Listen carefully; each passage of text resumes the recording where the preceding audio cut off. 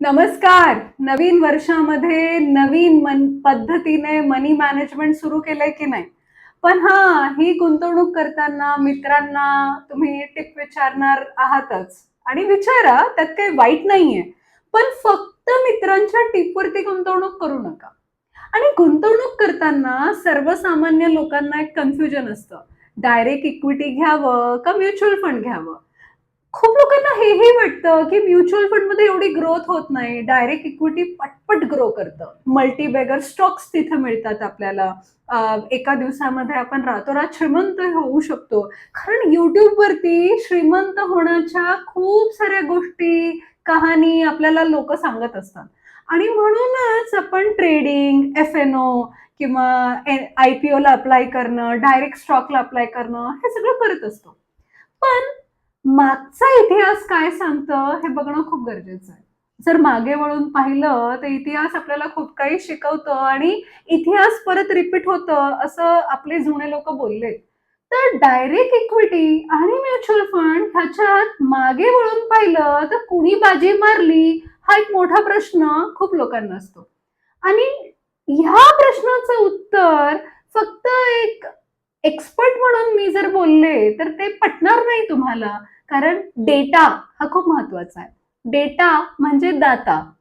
जेव्हा आपण डेटा बघतो, ॲक्चुअल कॅल्क्युलेशन करतो, त्यावेळेस आपल्याला सत्य परिस्थिती कळते.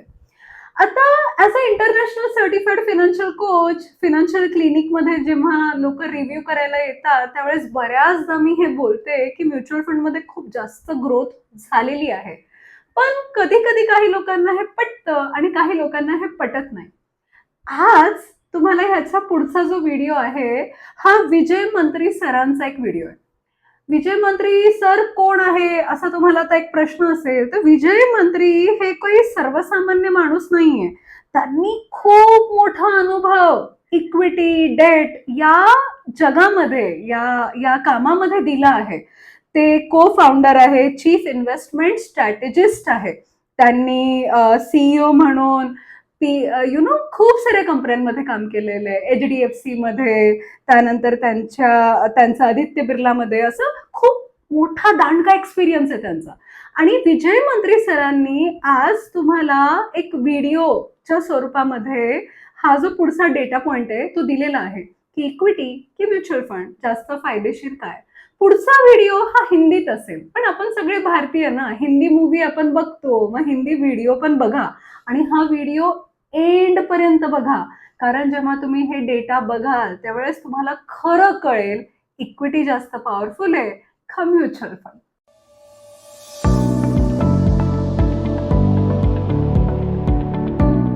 नमस्कार। ये डिबेट अक्सर चलती है कि direct stocks versus mutual fund. काफ़ी इन्वेस्टर बोलते हैं कि डायरेक्ट स्टॉक्स में हमारा पैसा ज़्यादा बनता है, म्यूचुअल फंड तो बहुत स्लो है, रिटर्न नहीं छूटता उनके अंदर, डायरेक्ट स्टॉक्स में हमको मल्टी बैगर्स मिलते हैं। ये सब हम बार बार सुनते आए हैं। तो मेरा पहला सवाल ये है कि मल्टी बैगर किस तरह के चाहिए आपको? आपको कितने गुना अपनी वेल्थ बढ़ानी है? 2 गुना, 10 गुना, 20 गुना, 50 गुना, 100 गुना, 1000 गुना? मैं आपको टिप देता हूं कि कैसे आप मल्टी बैगर आइडेंटिफाई कर सकते हो। इंडिया में इक्विटी मार्केट में ऑन एवरेज 4.5-5 साल में पैसा डबल हुआ है। तो आपके पास पैसा है, आपने म्यूचुअल फंड में डाला तो 5 साल बाद डबल हो गया, 10 साल बाद 4 गुना हो गया, 15 साल बाद 8 गुना हो गया, 20 साल बाद 16 गुना हो गया, 25 साल बाद 32 टाइम्स हो गया, 30 साल बाद 64 टाइम हो गया, 35 साल 128 टाइम हो गया, 40 साल 256 टाइम हो गया, 45 ईयर्स 512 बार हो गया और 50 साल की पीरियड में 1000 टाइम हुआ है। एक्टिवली मैनेज फंड का ट्रैक रिकॉर्ड इससे भी बहुत ज़्यादा है। अभी हम आते हैं डायरेक्ट स्टॉक्स पे। तो पहले हम डेटा एनालाइज करते हैं 2016 से 2021 5 साल की पीरियड में। तो लार्ज कैप लेते हैं। तो लार्ज कैप डायरेक्ट स्टॉक्स में क्या हुआ? Out of total large cap 100 stock 74 stocks ने 12% कंपाउंडेड रिटर्न दिया। मतलब 74 ने 12% कंपाउंडेड रिटर्न दिया है। 25 स्टॉक ने बिल्कुल रिटर्न नहीं दिया है और एक स्टॉक का रिटर्न 21% नेगेटिव आया है। उसके अगेंस्ट में लार्ज कैप म्यूचुअल फंड का परफॉर्मेंस क्या है? Worst large cap mutual fund ने 11% रिटर्न दिया, मतलब लार्ज कैप स्टॉक्स के बराबर रिटर्न दिया वर्स्ट लार्ज कैप फंड ने। एवरेज लार्ज कैप फंड ने 16% रिटर्न दिया कंपाउंडेड पिछले 5 साल का, और बेस्ट लार्ज कैप फंड ने 20% कंपाउंडेड रिटर्न दिया है। ये तो खाली हम बात कर रहे हैं फ्रंटलाइन स्टॉक्स की। अब हम आते हैं मिड कैप स्टॉक्स में। तो मिड कैप स्टॉक्स में अगेन 150 स्टॉक्स आसपास है, उसके अंदर 77 स्टॉक्स ने वहां पे 16% कंपाउंडेड पैसा बनाया है और 61 स्टॉक्स ने वहां पैसा बनाया 10% के आसपास कंपाउंडेड। बाकी स्टॉक्स में पैसा नहीं बना, कुछ खास अच्छा परफॉर्मेंस नहीं डायरेक्ट स्टॉक्स का। उसके कंपैरिजन में वर्स्ट मिड कैप फंड ने 2016 से 2021 के बीच में 13% कंपाउंडेड रिटर्न दिया है। एवरेज मिड कैप फंड ने 18% कंपाउंडेड रिटर्न जनरेट किया है और बेस्ट मिड कैप फंड ने 24% रिटर्न जनरेट किया है। तो मल्टी बैगर मिलना कोई मुश्किल काम नहीं है, बट कंपाउंड करना wealth over a longer period of time बहुत मुश्किल काम है। अभी हम आते हैं स्मॉल कैप की तरफ। टोटल 2680 स्मॉल कम मिनी कंपनियां इंडिया में है 2016 में। लोग बोलते हैं कि मल्टी बैगर हमको वहां मिलते हैं, तो 2680 कंपनीज है, out of which only one company deliver 93% compounded return for a 5 years period. 20 कंपनियों का रिटर्न 46% कंपाउंडेड आया, मतलब 2680 कंपनी में खाली 21 कंपनियों का रिटर्न ये है। बाकी 2659 जो कंपनीज है उनका कंपाउंडेड पैसा 2% पे ग्रो हुआ है। तो 99% मिनी और स्मॉल कैप फंड ने खाली 2% रिटर्न दिया है। उसके कंपैरिजन में हम वर्स्ट स्मॉल कैप फंड का रिटर्न देखते हैं तो 14% कंपाउंडेड है। एवरेज स्मॉल कैप फंड का रिटर्न देखते हैं वह 20% कंपाउंड है, और अगर बेस्ट स्मॉल कैप फंड का हम रिटर्न देखते हैं तो वो 25% कंपाउंड हुआ है। तो ये तो आप कहानी देखिए, और अभी आप देखिए क्या हुआ, बाजार गिरा ना, BSE 500 खाली 8% गिरा है, लेकिन उस प्रोसेस के अंदर करीब करीब 56% स्टॉक 20% के ऊपर गिरे हैं, 24% स्टॉक 30% के ऊपर गिरे हैं, और खाली 8% स्टॉक है जो 40% गिरे। This is a fall in BSE 500, लेकिन कोई भी म्यूचुअल फंड स्कीम में इतना बड़ा फॉल नहीं हुआ है। तो मल्टी बैगर ढूंढना बहुत आसान है, लेकिन कंपाउंडर जो आपकी वेल्थ लॉन्ग पीरियड के अंदर कंपाउंड करे वो बहुत मुश्किल होता है, और वो खाली प्रोफेशनल मैनेजर ही मैनेज कर सकता है। ये तो हमने डेटा देखा खाली 5 साल का। थोड़ा लॉन्ग टर्म जाते हैं, तो अब लॉन्ग टर्म डेटा देखते हैं। तो मिंट में एक बहुत इंटरेस्टिंग आर्टिकल आया था, उन्होंने कहा कि भाई 2002 से लेके 2022 के पीरियड का उन्होंने डेटा एनालाइज किया, और 20 साल के पीरियड में उन्होंने कहा कि करीब 600 के ऊपर स्टॉक्स थे, और उनमें से करीब करीब 1/3 स्टॉक्स ने 20% 25% के आसपास कंपाउंडेड रिटर्न दिया है। तो अगर कोई प्रोडक्ट 20% कंपाउंड करे 20 years पीरियड के लिए तो करीब 87 टाइम ग्रोथ होता है। तो खाली 1/3 स्टॉक्स ने पिछले 20 सालों में 87 टाइम ग्रोथ आया उनका। निफ्टी ने उस प्रोसेस के अंदर 20 साल में 15.5%, निफ्टी फंड ने 15.5% के आसपास कंपाउंडेड रिटर्न दिया। इसका मतलब क्या है कि पिछले 20 सालों में निफ्टी इंडेक्स फंड में 18% के आसपास रिटर्न 18 टाइम्स आपका पैसा ग्रो हुआ है। ये अभी हम उसी पीरियड के म्यूचुअल फंड के रिटर्न देखते हैं। 2002 से लेके 2022 के पीरियड का 20 years का हम डेटा लेते हैं, तो मालूम पड़ेगा कि काफ़ी फंड ऐसे हैं कि जिन्होंने 20% के ऊपर रिटर्न कंपाउंड किया है। वर्स्ट फंड क्या रहा? वर्स्ट फंड का रिटर्न भी 12% के ऊपर आया, मतलब 11 टाइम आपकी वेल्थ बढ़ी है। वर्स्ट 3 फंड लें तो वहाँ करीब करीब 13% के ऊपर रिटर्न आया, मतलब 13 टाइम आपकी ग्रोथ हुई है पैसे की। वर्स्ट 5 फंड भी हम ले लें तो उनका 14% के ऊपर कंपाउंडेड रिटर्न है, मतलब 14 टाइम आपकी वेल्थ बनी है पिछले 20 सालों में, और अगर एवरेज कैटेगरी एवरेज लूँ तो मैं करीब करीब 19% के आसपास रिटर्न छूटता, मतलब आपका वेल्थ 35 टाइम बढ़ा है। और अगर बेस्ट फंड ले लूँ मैं तो उसका रिटर्न 26.8 टाइम हुआ, मतलब आपका 100 गुना पैसा बना है म्यूचुअल फंड के अंदर। अभी आप कंपैरिजन कर लीजिए डायरेक्ट स्टॉक्स के अंदर। अगर यही डेटा मैं 25 साल का ले जाऊं, 1996 से 2021 का डेटा एनालाइज करूं, तो बहुत इंटरेस्टिंग डेटा आता है। पिछले 25 सालों में worst equity fund has delivered 12% compounded return, मतलब आपका पैसा 17 टाइम बढ़ा है। Worst 3 fund has compounded your wealth around 13%, मतलब आपका पैसा 20 टाइम बढ़ा है।